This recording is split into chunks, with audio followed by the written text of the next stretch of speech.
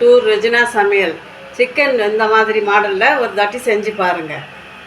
மல்லித்தூள், மிளகாத்தூள், மஞ்சத்தூள், மிளகுத்தூள், கரம் மசாலா எல்லாத்தையும் போட்டு பிசைஞ்சிக்கணும். கொஞ்சம் தயிரும் விட்டுக்கணும், ஒரு 2 ஸ்பூன் தயிர். உப்பு போட்டுக்கணும்.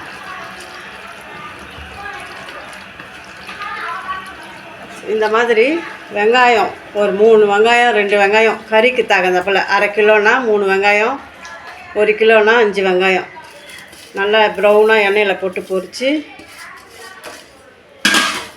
இதையும் இதிலே நல்லா பிசைஞ்சு 1/2 மணி நேரம் ஊறணும்.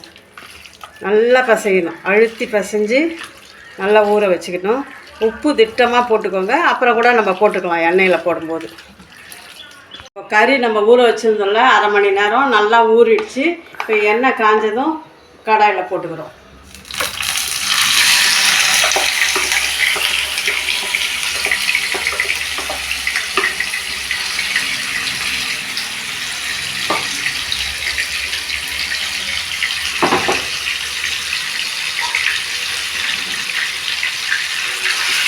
இதை நல்லா வதக்கி விட்டு ஒரு 10 நிமிஷம் வதக்கி விட்டு ஒரு 1/2 டம்ளர் தண்ணி ஊற்றி கறி வேகிறதுக்காக ஊற்றி வைக்கணும்.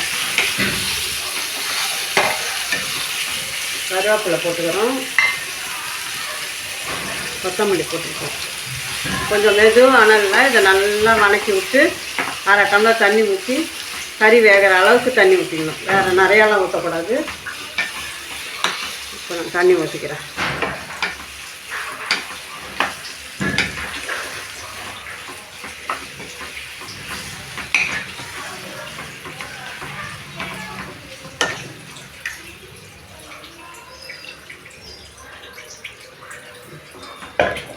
ஒரு 1/2 டம்ளர் 3/4 டம்ளர் கறி வேகத்துக்காக தான், வேறு ஒன்றும் இல்லை.